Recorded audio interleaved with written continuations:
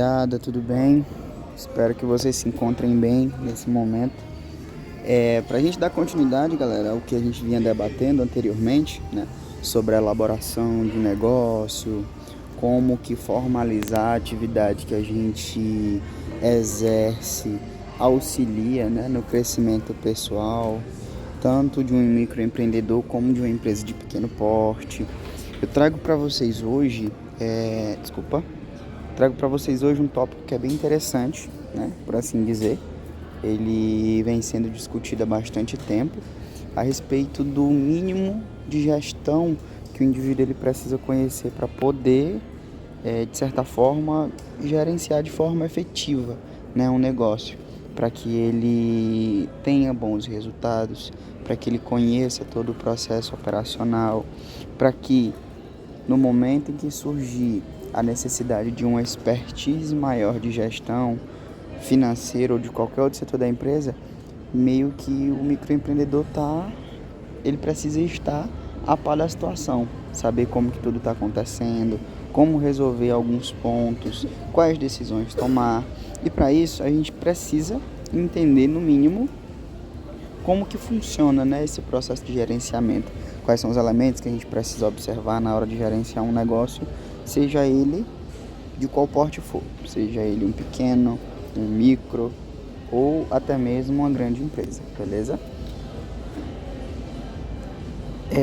Aí iniciamos aqui com esse tópico central, né? Por que a administração eficaz é crucial para os pequenos negócios? E aí eu peço para que vocês reflitam um pouco, né?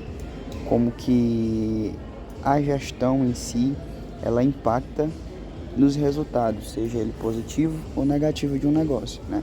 E aqui eu peço que vocês pensem não só na gestão assertiva, mas também naquela gestão que apresenta algumas falhas, vamos supor.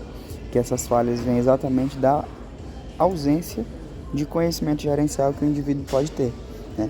Um indivíduo que ele não consegue se relacionar bem com os fornecedores, que ele não tem um bom controle financeiro da empresa.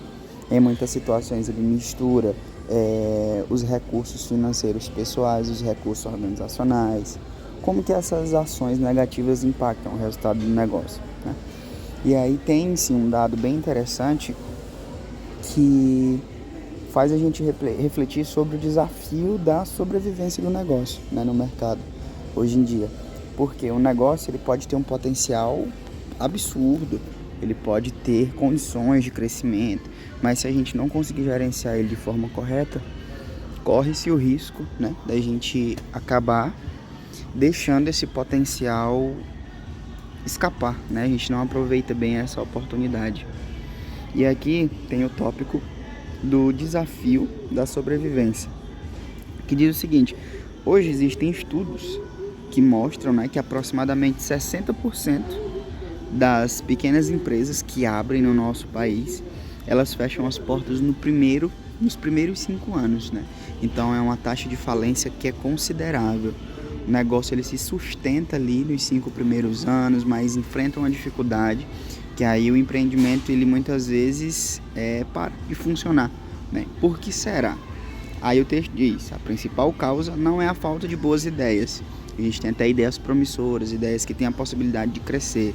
Vamos supor, vocês estão se formando, né, para ser analista e desenvolvedores de sistemas. Essa atividade principal de vocês, ela pode se tornar um negócio de forma facílima, né? E é uma ideia muito promissora, o ramo tecnológico é muito promissor, mas a partir do momento que você formaliza esse tipo de serviço, que você atende determinado consumidor, se você não fizer um bom gerenciamento de todos os fatores que giram em torno de uma boa gerência, teoricamente, esse negócio ele tem um prazo de validade, né? Ele tem um prazo de vida curto, por assim dizer. Então o que acontece? A principal causa não é a ausência de boas ideias, mas sim a ausência de práticas administrativas sólidas e planejamento estratégico adequado. O que é essas práticas administrativas sólidas?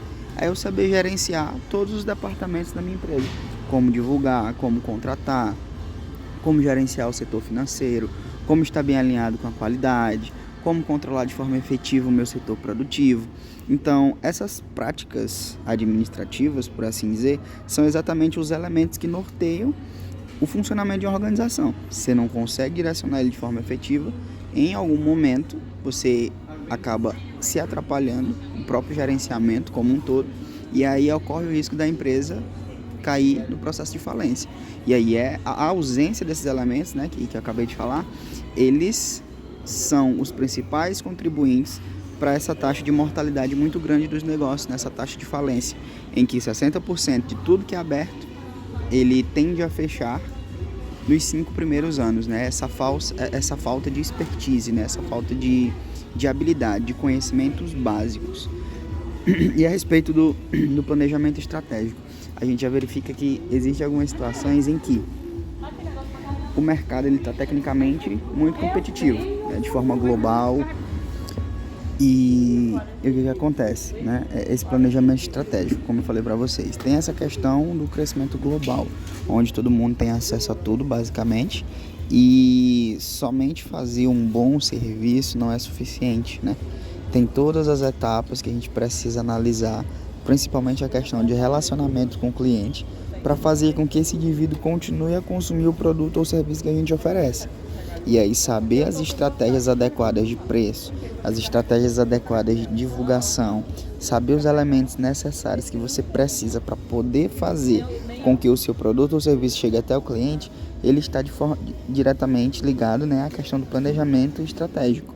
Então, se eu não alinhar essas rotinas e essas boas práticas administrativas a um plano estratégico coerente, né, e conciso, que vai trazer uma boa eficiência do serviço, tecnicamente o meu negócio ele corre um certo risco, ok? Então, uma gestão eficiente permite que pequenos negócios tomem decisões baseadas em dados.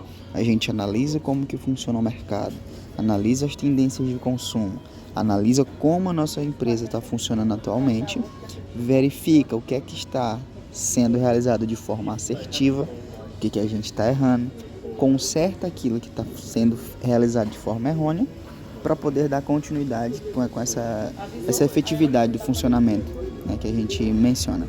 E aí a gente relaciona ainda assim as vantagens competitivas, né, que eu mostrei para vocês.